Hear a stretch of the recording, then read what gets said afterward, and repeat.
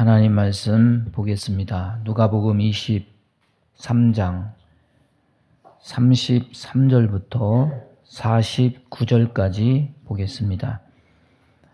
두 절씩 읽겠습니다. 한 번은 제가 읽고, 한 번은 찬양대 읽고, 한 번은 온 회중이 함께 읽습니다. 두 절씩입니다.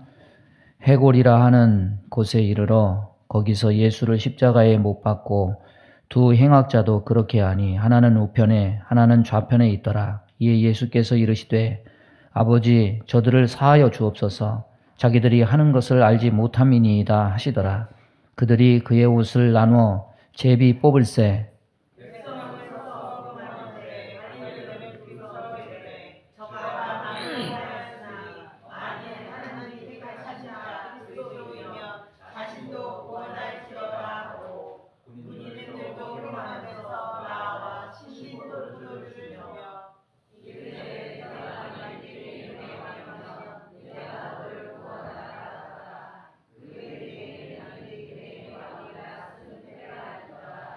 달린 행악자 중 하나는 비방하여 이르되 내가 그리스도가 아니냐 너와 우리를 구원하라 하되 하나는 그 사람을 꾸짖어 이르되 내가 동일한 정죄를 받고서도 하나님을 두려워하지 아니하느냐.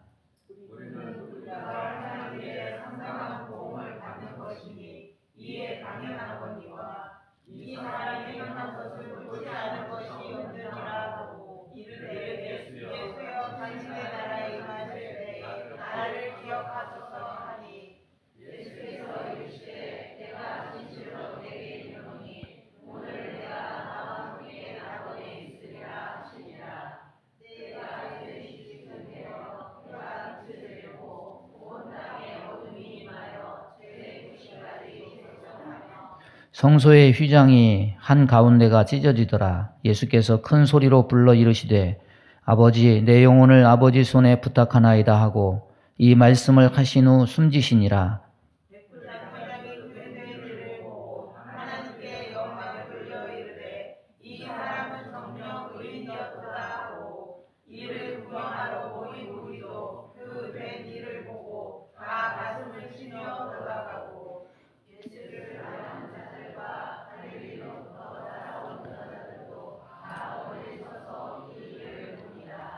아멘. 이번에 사순절의 주일들을 지나면서 집중하면서 살펴보는 초점은 사건의 중심이신 예수님과 함께 그 예수님 주변의 인물들의 반응입니다. 지난 주일에 설교 제목이 기드론 시내 건너편에서 벌어진 일, 오늘 설교 제목이 십자가 아래에서 벌어진 일. 그러면 다음 주에 설교 제목은 유추할 수 있겠지요. 무덤 밖에서 벌어진 일. 이렇습니다. 왜 감람산 겟세마네에서 기도하신 예수님, 십자가에 달리신 예수님, 무덤에서 부활하신 예수님, 이 예수님께 초점을 맞추지 않고 그 주변머리에 있는 사람들의 반응과 변화에 초점을 두고 말씀을 전할까 묻는다면 예수님의 그 겟세마네의 기도도, 예수님의 십자가 사건도, 예수님의 부활도 하나님 자신, 예수님 자신을 위함이 아니고 하나님이 사랑하시는 사람, 자기 백성, 자기 자녀를 위함이기 때문입니다. 구원은 사람을 위한 겁니다. 올해 표어가 뭡니까? 사람을 사랑하고 축복하고 세우는 교회가 되자. 그렇게 정한 이유도 하나님의 관심이 사람, 저와 여러분에게 있기 때문입니다. 예수님의 마지막 장소들이 시시각각 변하죠. 감람산에 있다가 골고다 언덕으로 갔다가 이제 무덤으로 가고, 이 장소가 달라지는 만큼 그 주변에서 맴도는 사람들의 반응도 참 가지각각이고 여러 모양입니다. 세상에 수많은 사람들이 있습니다. 얼굴도 다르고 성격도 다르고 참 다양합니다. 인류 대속을 위해서 십자가에 달리시는 예수님, 참으로 이 일은 천지가 개벽할 일이고 역사의 분기점이 되는 일입니다. 이 일이 골고다 언덕에서 벌어지고 있습니다. 그런데 그 우주적인 역사적인 일이 벌어지는 현장 아래에서는 무슨 일이 벌어지고 있느냐?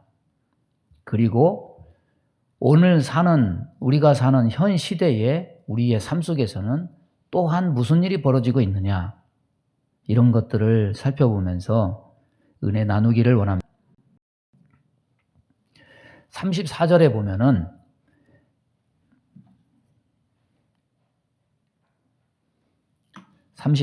보면은 그들이 그의 옷을 나눠 제비 뽑을세. 일반적으로 십자가에 달린 죄수의 옷은 누가 갖는 걸로 되어 있냐면 사형 집행하는 사람이 갖는 것이 관례입니다. 요한복음에 보면은 예수님의 옷을 제비 뽑는 모습을 아주 상세하게 설명하고 있는데 거기 보면 예수님의 옷은 겉옷과 속옷이 있었다. 이것을 증거합니다. 그래서 4명의 군인들이 겉옷을 4개로 찢어서 서로 나눠 가졌습니다. 그런데 속옷이라고 그러니까 우리 지금 시대의 팬티를 생각하는데 옛날의 속옷은 지금처럼 면 팬티가 아니에요. 오늘날에 그런 팬티가 나온 것은 100년 조금 넘은 일입니다. 그 시절의 속옷은 통으로 되었기 때문에 이것은 나눌 수가 없습니다. 이렇게 한번 올이 이렇게 어긋나면은 그게 쭈루룩 다 그냥 어긋나는 그런 옷이었던 것 같습니다. 그래서 제비 뽑아서 한 사람이 취했다고 말씀합니다. 이것으로 시편 22편에 저희가 나를 주목하여 보고 내 겉옷을 나누며 속옷을 제비 뽑나이다. 성경에 있는 예언이 다 성취가 되었습니다. 겉옷은 찢어서 나누고 속옷은 그들이 제비 뽑아 나누었다는 사실은 우리에게 한 가지 사실을 깨닫게 합니다. 예수님이 십자가에 달리신 것은 옷을 모두 빼앗기고 속옷까지 빼앗기고 벌거벗은 채 달리셨다는 것을 의미한다는 겁니다. 우리가 성화를 보면은 천조각 하나 걸친 모습이지만은 실제로는 속옷까지 제비 뽑아서 다 가져갔으니까, 빼앗겼으니까 예수님은 벌거벗은 채 달리신 거예요. 에덴 동산에서 아담과 하와는 벌거벗고 살았습니다. 그런데 범죄하고 나니까 아담과 하와가 갑자기 부끄러워졌습니다. 그래서 스스로 무화과나무 잎을 엮어서 부끄러움을 가렸습니다. 사람에게 최초의 옷은 무화과나무 잎입니다. 그런데 죄 없으신 예수님은 죄인들에게 겉옷, 속옷 다 빼앗기고 발가벗겨져서 부끄러움과 수치를 당하셨습니다. 무엇을 의미합니까? 예수님께서 십자가에서 우리의 사망과 저주만 가져가신 것이 아닙니다. 죄로 인한 부끄러움과 수치도 예수님이 우리를 대신해서 다 가져가신 거예요. 시편 32편 1절에 보면 허물의 사함을 받고 자신의 죄가 가려진 자는 복이 있도다. 여러분, 이 복에는 우리를 사망과 저주에 처하는 것을 면하는 것만이 아닙니다. 죄인에게는 부끄러움과 수치가 있지만 죄를 묻지 않고 가려지려면 부끄러움과 수치도 면하는 은혜를 입었다는 것을 말씀하고 있는 거예요. 여러분, 십자가 위를 보면 벌거벗으신 예수님이 우리의 사망과 저주와 수치와 부끄러움을 다 가져가셨는데, 그런데 십자가 아래를 보면 정작 죄인들이 부끄러워해야 되는데, 수치를 느껴야 되는데, 죄 지은 사람은 부끄러워하지 않고 수치를 모르고 오히려 죄 짓지 않은 주님을 부끄러워하거나 오늘날 예수님에게 부끄러움과 수치를 안겨주는 사람이 있다는 거죠. 예수님께 부끄러움과 수치를 안겨준 그때의 당사자들은 누굽니까? 군병들입니다. 군병들이 죄 없으신 예수님의 옷을 탈취하고 발가벗겨서 부끄러움과 수치를 줬지만 주님은 오늘 말씀을 보면 그들을 위해 기도하십니다. 아버지여, 저들을 사하여 주옵소서. 자기들이 하는 것을 알지 못함이니이다.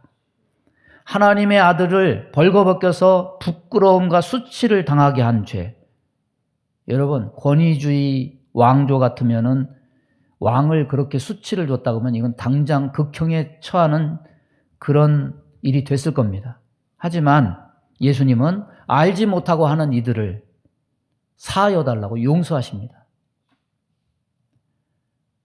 그러나 십자가 아래에 있는 자들을 그렇다고 주님이 다 사하시고 부끄러워하지 않는 것이 아닙니다. 십자가 아래에는 예수님을 벌거벗겨서 부끄러움을 준 병정들의 죄 말고 역으로 주님이 부끄러워하시는 사람, 부끄러워하실 사람이 있다는 거예요. 누구냐? 마가복음 8장 38절 보면은 누구든지 이 음란하고 죄 많은 세대에서 나와 내 말을 부끄러워하면 인자도 아버지의 영광으로 거룩한 천사들과 함께 올 때에 그 사람을 부끄러워하리라. 인간은 에덴의 범죄로부터 지금까지 단지 육신의 벌거벗은 것만 부끄러워합니다. 그러나 예수님에게 부끄러운 기준은 다릅니다. 예수님과 그의 말씀을 외면하는 삶이 진정으로 부끄러운 거예요. 에덴에서의 수치와 부끄러움, 그리고 에덴에서 내쫓김도 하나님과 그의 말씀을 거부하고 외면하는 것에서 온 것이기 때문에 그렇습니다. 오늘날도 이 십자가 아래 이 세상에서 벌어지는 일은 뭡니까? 여전히 세상은 하나님과 그의 말씀을 거부하고 외면해서 결국 주님께 부끄러움을 당하게 될 사람이 너무 많다는 거죠. 육신의 벌거벗음에 대해서는 부끄러워할 줄 알면서 자신이 하나님과 그의 말씀을 거부하고 외면함에 대해서는 도무지 부끄러워할 줄 모르는 사람이 너무 많다는 거예요.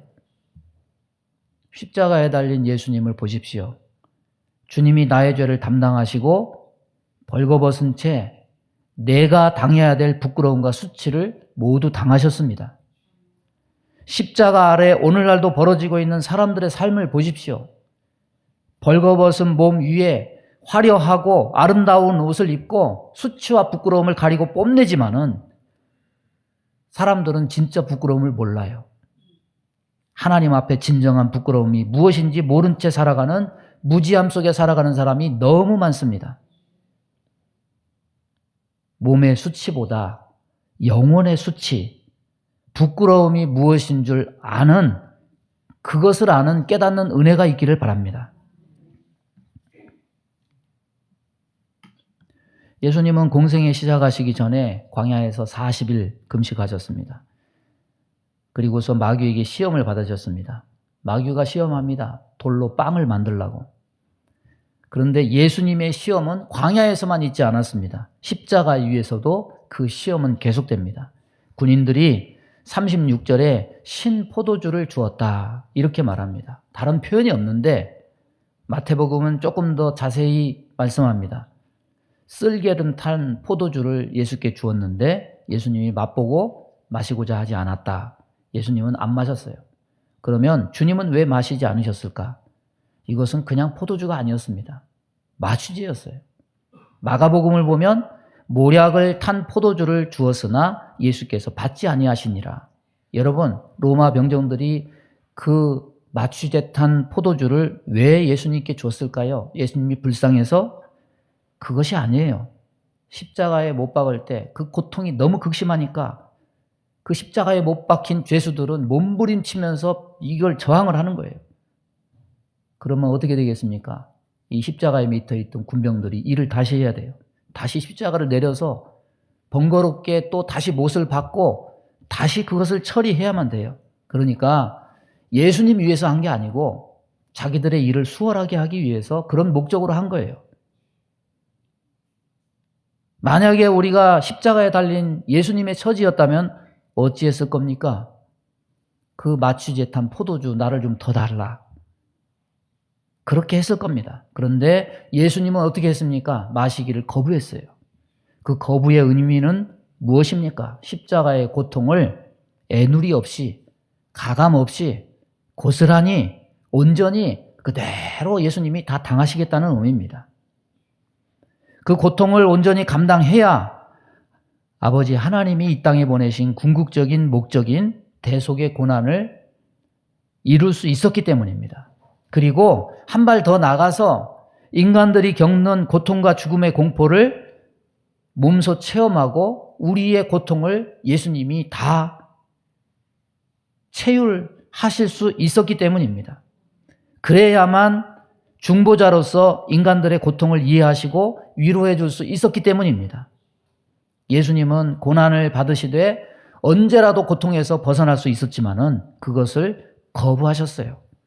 이것이 십자가의 유혹이었습니다. 그런데도 그 순간 나를 위해서 십자가의 고통을 예수님은 선택하셨습니다.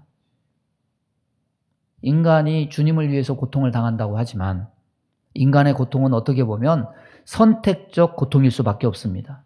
요거는 내가 감당할 수 있고 요거는 내가 감당할 수 있고, 그러나 주님은 선택적이지 않았어요. 고통을 경감하는 것을 거부하셨어요. 모든 것을 받아들이셨습니다. 우리가 말하는 십자가와 비교돼요. 우리는 선택적으로 십자가를 선택합니다. 기분에 따라 지기도 하고 기분에 따라 버리기도 합니다. 사실 이거는 십자가가 아니에요. 지고 싶으면 지고 안 지고 싶으면 안 지는 것은 십자가가 될 수 없습니다. 예수님은 마태복음 16장에 이렇게 말씀하십니다. 이에 예수께서 제자들에게 이르시되 누구든지 나를 따라오려거든 자기를 부인하고 자기 십자가를 지고 나를 따를 것이니라. 누구든지 제 목숨을 구원하고자 하면 잃을 것이요 누구든지 나를 위하여 제 목숨을 잃으면 찾으리라. 그런데 십자가를 지는 것에 대해서 어떻게 말씀하고 있느냐? 선택적으로 말씀하고 있지 않습니다. 어느 수준까지 말씀하고 있습니까? 제 목숨을 잃는 수준까지 말하고 있어요. 이 말은 십자가는 선택적이지 않다는 말이에요. 십자가의 길은 형편과 처지와 필요에 따라서 거리를 말하고 자기 처지를 말하고 거기에 맞으면 하고 거기에 맞지 않으면 안 하고, 이건 십자가가 아니에요. 십자가의 길은 조건 따라 가는 길이 아닙니다. 내가 선택하고 선택 안 하고 하는 길이 아니에요. 주님은 우리를 위해서 못 박히실 때 자신을 위해서 모든 선택을 포기한 것이 아니라 우리를 위해서 모든 선택을 포기하신 겁니다. 진짜 거듭나고 진짜 성령 받고 진짜 그리스도의 영이 내주하는 자는 신앙생활이 선택 요소가 될 수 없습니다. 어디까지 가느냐? 십자가의 길까지 가요. 이것이 진짜 십자가지, 우리가 말하는 내가 싫은 것을 하는 그것을 십자가라고 말하는 것은 잘못된 표현이에요. 진짜 십자가는 선택 없는 길이 진짜 십자가인 거예요. 따라서 보겠습니다. 진짜 십자가는 선택이 없는 길이다. 오늘 말씀에 십자가 아래에 있는 자 중에 이 선택 없는 길을 간 자들을 소개하고 있습니다. 49절에 보니까 예수를 아는 자들과 갈릴리로부터 따라온 여자들도 다 멀리 서서 이 일을 보니라. 예수님 따르던 모든 사람들 다 도망갔습니다. 오늘 본문의 여인들은 그러지 않았습니다. 끝까지 따라갔습니다. 갈릴리에서부터 골고다 언덕까지 따라왔습니다. 이 여인들은 거리가 문제가 되지 않았습니다. 섬기는데 시간이 문제가 되지 않았습니다. 믿음으로 섬기고 열심으로 섬기고 죽어도 예수를 섬기겠다고 장담했던 제자들은 예수님 버려두고 다 도망갔는데 이 여인들은 십자가의 현장을 떠나가지 않았습니다. 이 모든 것을 다 지켜봤어요. 창으로 옆구리 찔린 것도 봤어요. 예수님의 고통의 절규도 들었습니다. 저들이 눈에 들어온 그 예수는 어떤 예수였을까요? 실패한 예수였을까요? 성공한 예수였을까요? 저들의 눈에도 예수님은 실패한 예수로 보였을 겁니다.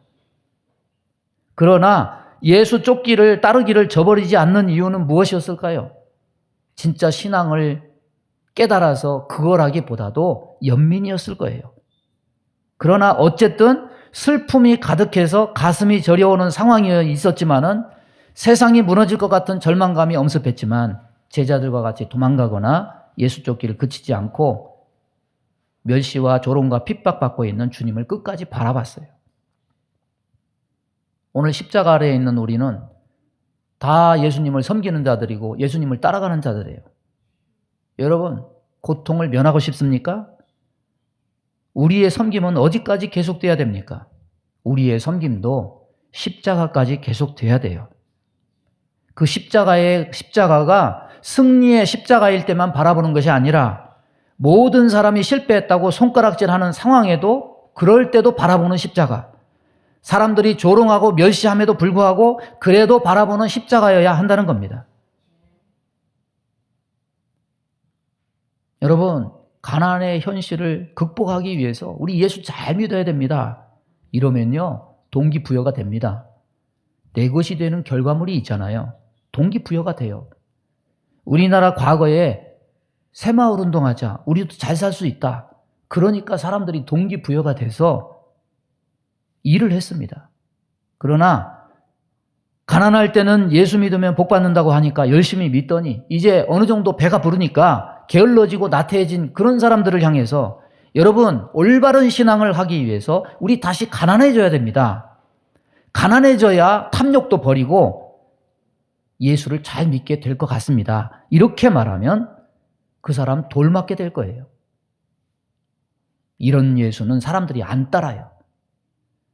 성공하는 예수, 성공 주는 예수는 따르기 쉬운데 성공 안 주는 예수, 성공을 줄 알았는데 오히려 실패와 조롱을 주는 예수라고 판단되면 사람들은 전부 예수 바라보기를 그칩니다. 절망 중에도 예수 바라보기를 그치고 돌아섭니다. 이것이 무엇이냐? 인간이에요. 여러분, 예수를 바라보는 것은 성공과 나에게 뭔가 이득을 줄 때만 바라보는 것이 아닙니다.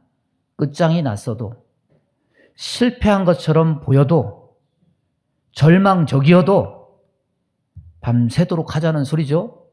고통이 있어도 예수님이 나에게 현실적인 도움을 주지 않는다고 해도 눈물을 흘리면서 나는 그래도 예수님 저버리지 않겠습니다. 나는 그래도 예수님 바라보겠습니다. 설령 사업이 망했어도, 직장에서 잘려도, 기도했는데 고난이 임해도 괴롭죠. 그래도 나는 그래도 주님 봅니다. 그래도 주님은 나의 소망이십니다. 이런 사람이 진짜 예수쟁이에요. 고통만 면하는 것은 뭐의 특징이냐? 종교의 특징이죠. 끝까지 따른 여인들처럼 자기 십자가를 지고 주님을 따르는 이가 되기를 바랍니다. 35절을 보면 백성은 서서 구경하는데 관리들은 비웃어 이르되 저가 남은 구원하였으니 만일 하나님이 택하신 자 그리스도면 자신도 구원할지어다. 여러분, 다른 성경 봐도 십자가 아래에서 십자가에 달린 예수님 조롱하면서 모욕하면서 비웃으면서 침뱉으면서 그런 기록들이 고스란히 기록이 되어 있습니다. 오늘 말씀 보세요. 제일 많은 분량을 차지하는 분량이 뭐냐? 밑에서 예수님 조롱하고 침뱉고 손가락질하고 삿대질하고 욕하는 거예요. 다른 성경에는 뭐라고 나와 있습니까? 지나가는 자들이 머리를 흔들면서 예수를 모욕하여 성전을 헐고 사흘 만에 짓는 자여 십자가에서 한번 내려와 봐라. 여러분, 이 사람들이 오늘 종려주일이죠. 이 사람들이 어떤 사람들입니까? 며칠 전에 예수님 예루살렘 입성하실 때 종려나무 가지를 들고 호산나 다윗의 자손이여 주의 이름으로 오시는 이여 그렇게 예수님 환영했던 자들이에요. 이 사람들은 예수님께 기대를 했어요. 그런데 며칠 만에 십자가에 달리니까 아니 저렇게 아무런 능력도 없으면서 대단한 능력을 가진 것처럼 우리를 속였어? 사기를 쳤어? 화가 나가지고 욕하고 모욕 주고 침뱉고 조롱했어요. 시편 22편이 이것을 예언하죠. 거기 뭐라고 나옵니까? 나는 벌레요. 사람이 아니라 사람의 회방거리요. 백성의 조롱거리니이다. 어쨌든 예수님을 모욕한 이 사람들을 통해서 우리는 사람이 자신의 실상을 이해하기가 얼마나 어려운지를 확인하게 돼요. 누가 의인인지, 누가 죄인인지, 그 조롱과 멸시가 누구의 몫인지, 그 고통을 사실은 누가 당해야 되는 것인지. 이사야 53장은 이런 착각과 오해를 분명하게 풀어줍니다. 그가 찔림은 우리의 허물을 인하며 그가 상함은 우리의 죄악을 인함이라. 그가 징계를 받음으로 우리가 평안을 누리고 그가 채찍에 맞음으로 우리가 나음을 입었도다. 이 증거 속에 그리스도께서 고난을 당하시는 이유가 분명하게 나타납니다. 죄인은 사실 십자가에 달리신 예수님이 아닙니다. 십자가 아래, 십자가 밑에 있는 자들입니다. 그런데 그들은 자신들은 죄가 없고 예수님의 고난이 예수님 자신의 불의에 대한 형벌일 뿐이라고 여기기 때문에 죄인으로 여겨서 마음껏 조롱하고 침뱉고 비하한 거예요. 우리는 깨달아야 돼요. 십자가는요, 하나님과 사람 사이에 의의 논쟁에 종지부를 찍는 장소가 됩니다. 따라서 보겠습니다. 십자가는 의의 논쟁에 종지부를 찍는 장소다. 그게 뭡니까? 오직 예수님만 의인이시고 십자가 아래에 있는 우리는 죄인이라는 거예요. 그런데 십자가 아래는 그렇지 않아요. 십자가 아래는 의인 아닌 죄인들이 자신들이 의인인 줄 알고 진정한 의인을 향해서 돌을 던지고 죄인 취급하는 그런 사람이라는 거예요. 저는 이런 현상을 뭐라고 부르고 싶으냐면 십자가 아래에 있는 죄인들의 착각이라고 부르고 싶어요. 따라서 해보겠습니다. 죄인들의 착각. 아니, 죄인들이 의인 노릇을 해요. 심판해요. 정죄해요. 조롱해요. 그게 십자가 아래고 이 세상이에요. 그런데 참으로 다행인 것은 뭡니까? 이런 혼동과 오해와 착각 속에서도 이것을 바로 알고 깨닫는 자가 있어요. 어딥니까? 십자가 위에 있는 한평 강도예요. 오늘 말씀해 보니까 39절 이하에 보니까 달린 행악자 중 하나는 비방하여 이르되 내가 그리스도가 아니냐 너와 우리를 구원하라 하되 하나는 그 사람을 꾸짖어 이르되 내가 동일한 정죄를 받고서도 하나님을 두려워하지 아니하느냐 우리는 우리가 행한 일에 상당히 보응을 받는 것이니 이에 당연하거니와 이 사람이 행한 것은 옳지 않은 것이 없도다. 십자가 위에 달린 행악자 중 하나가 증거합니다. 예수님이 의인인 줄 알고 이 사람이 행한 것은 옳지 않은 것이 없다.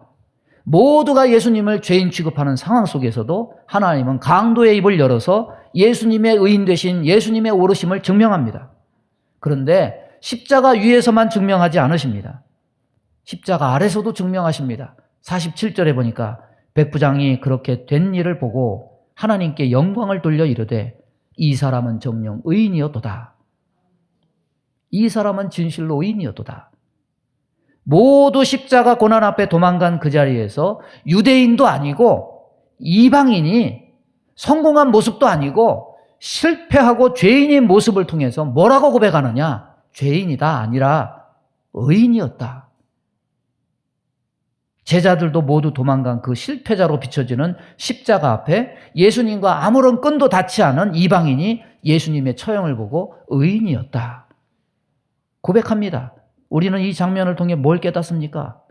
아무리 사탄이 방해를 하고 예수님의 사역에 열매가 없는 듯 하여도 하나님은 돌들로도 예수 그리스도를 찬양케 하실 수 있고 돌들로도 아브라함의 자손이 되게 하실 수 있고 모두 죄인이라고 정죄해도 하나님은 아무 상관없는 죄인들의 강도의 입을 열어 이방인의 입을 열어서 예수님은 의로우시다. 증거하신다는 거예요. 예수님의 의로우심을 십자가의 한평 강도, 십자가 아래의 로마 백부장을 입을 통해서 하나님은 증거하셨다는 겁니다. 그런데 문제는 뭡니까? 십자가 위에서 벌어지는 상황에 대한 하나님의 판단, 계획, 일하심이 분명하고 정확하니 문제가 될 것이 없습니다. 의의 논쟁은 십자가에서 정리된 거예요. 하나님만 의로우시다. 강도와 백부장이 예수님이 의로우신 분이라고 증거했습니다. 문제는 뭐냐? 십자가 아래서 벌어지는 죄인들의 착각이 문제예요.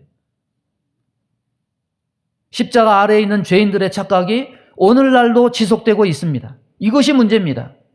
십자가 아래는 의인이 아닌 죄인들이 자신들은 의인인 줄 알고 이제는 하나님을 향해서 감히 그렇게 못하지만 사람들끼리 죄인들이 의인 노릇하고 정죄하고 조롱하는 형편이 여전하다는 거죠.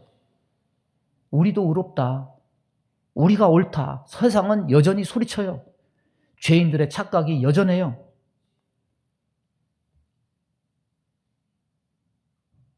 여러분, 모든 사람은요, 자존심이 있습니다. 자존감에 상처를 입으면 격분하죠. 인간의 자존심이 말하고 싶은 게 뭡니까? 내가 옳다는 거예요. 내가 의인이고 나는 옳고 너는 죄인이라는 거예요. 이게 평소엔 안 드러나요. 그런데 예수 믿는 사람들 다 겉으로 보기엔 착한 것 같아도 속을 긁어보면요, 다 똑같아요. 이해관계에 얽히면 예수 믿는 사람이고 믿지 않는 사람이고 별 다를 바가 없어요. 조롱과 멸시와 무시와 비아냥을 당하면 분노가 치밀어 오릅니다. 그래서 여기서 스물스물 올라옵니다. 그러다 보면 내 속에서 스물스물 올라오는 게 뭐냐? 내가 옳다. 난 잘못한 거 없다. 내가 의인이고 너는 죄인이다. 나는 옳고 너는 틀렸다. 욥처럼 말해요. 죄인들의 착각 속에 빠지게 됩니다. 의의 논쟁, 욥 이야기만 아니에요. 나의 이야기예요. 십자가 아래서 의인이신 주님을 향해서 삿대질하고 죄인 취급하는 죄인들의 착각, 그들만의 이야기가 아닙니다. 나의 이야기입니다. 내 죄인된 자아가 어느새 살아서 나는 옳고 너는 틀렸다, 이러고 살아갑니다. 하나님 앞에까지 내가 옳은데 왜 하나님 나를 이대로 방치하십니까? 항의합니다. 그런데 과연 우리가 의로운가? 옳은가? 우리가 많은 사람 앞에 디미는 옳고 그름의 잣대로 하나님 앞에 디민다면 우리 모두는 살아남아야 될 정당성, 살아남아야 될 사람이 한 사람도 없게 돼요. 여러분, 예수님이 우리에게 이 땅을 살면서 맡기신 일이 뭘까요? 야, 너 의인 노릇해라. 죄인들의 착각 속에 빠져서 의인 노릇해라. 그거 절대 아니에요. 예수님의 메시아 되심을 전하는 것은 두말할 것도 없지만 십자가 아래에 있는 죄인들, 자기가 의인인 줄 알고 착각하며 살아가는 사람들 구하라고 저와 여러분을 이 세상에 두신 겁니다. 죄인을 볼 때 여러분 의인으로서 정죄하고 비판하고 삿대질하지 마세요. 이 땅에 죄인을 부르기 위해서 오신 예수님 기억하고 죄인을 축복하고 죄인을 축복하고 죄인을 축복하고 죄인을 용서하고 바로 세워지기를 위해서 기도하는 것, 그것이 저와 여러분이 해야 될 일인 줄로 믿습니다. 나에게 상처 준 사람, 내 자존심 건든 사람, 이거 쉽지 않아요. 축복 기도하기. 여러분 해봤어요? 그들의 죄와 허물을 가지고 용서해달라고 기도해봤습니까? 그리고 바로 세워달라고 기도해봤습니까? 내 상처받은 감정이 살아서 분노가 있는 상태에서 이게 입이 안 떨어져요. 그러나 미울수록 더 그렇게 하시기 바랍니다. 축복하시기 바랍니다. 허물과 죄를 용서해달라고 여러분이 사죄의 기도를 하시기 바랍니다. 그리고 바로 세워달라고 하시기 바랍니다. 그것이 십자가 아래에서 이 땅을 살아가는 우리가 행해야 될 일입니다. 말씀을 정리합니다. 십자가에서 예수님은 내 수치와 부끄러움을 다 가져가셨어요. 내가 당할 고통 다 맛보셨어요. 내가 당해야 될 조롱을 다 당하셨습니다. 그 부끄러움과 고통과 조롱은 예수님이 당해야 될 게 아니었어요. 내가 맛봐야 될 거예요. 그럼에도 십자가 아래에서 우리는 오늘날도 오히려 주님을 부끄럽게 여기거나 고통 없는 선택적 십자가를 바라거나 죄인들의 착각 속에 빠져 의인 노릇하면서 남을 정죄하고 판단하고 조롱하는 자로 살거나 아직도 십자가 위와 십자가 아래는 물과 기름처럼 너무나 다른 영역으로 구분되어 있는 것 같습니다. 저와 여러분, 주님이 부끄러워하는 자로 살지 않기를 바랍니다. 고통 좀 면해보려고 선택적 십자가 찾지 말고 갈릴리의 여인들처럼 끝까지 십자가를 따라가는 자들이 되기 바랍니다. 죄인인 주제에 의인 흉내내지 않기 바랍니다. 우리는요, 교회 안과 밖은 다른 것이 딱 이것밖에 없어요. 우리는 회개한 죄인이고 교회 밖에는 회개치 않는 죄인만 있을 뿐이에요.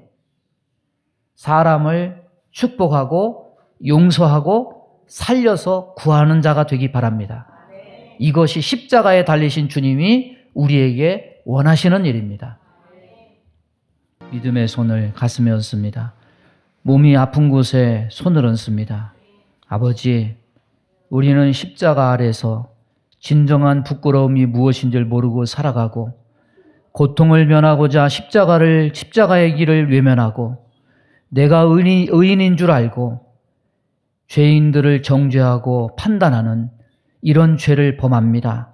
아버지, 우리의 죄를 사하여 주옵소서. 주님 앞에 진정한 부끄러움이 무엇인지를 알게 하여 주옵시고 고통을 면하고자 십자가의 길을 면하려고 하는 그런 자가 되지 않도록 여인들처럼 끝까지 십자가를 쫓는 자가 되게 하여 주옵시고 의인인 채 하지 말고 죄인들을 축복하고 그들을 위해서 기도하고 하나님의 사랑으로 품을 수 있는 자들 다 되게 하여 주옵소서. 우리 마음 가운데 원망, 불평, 시기, 질투, 미움, 다툼, 이간질하며 불순종, 불신앙케 하며 불안, 소조, 염려, 근심, 두려움을 주는 모든 어둠은 다 떠나갈지어다. 성령으로 우리를 다스려 주시고 치료하여 주옵소서. 몸이 연약한 곳에 손을 얹고 기도합니다. 손을 얹은 곳마다 보혈로 씻어 주옵소서. 성령의 불로 태워 주옵소서. 우리 윤순희 권사님 폐를 치료하여 주옵시고 회복케 하여 주옵소서. 우리 박은자 원사님 모든 치료 과정을 주님께서 동행하여 주셔서 그 모든 항암 과정도 이길 수 있도록 은혜 내려 주옵소서. 예수님의 이름으로 축복하며 기도하옵나이다. 아멘.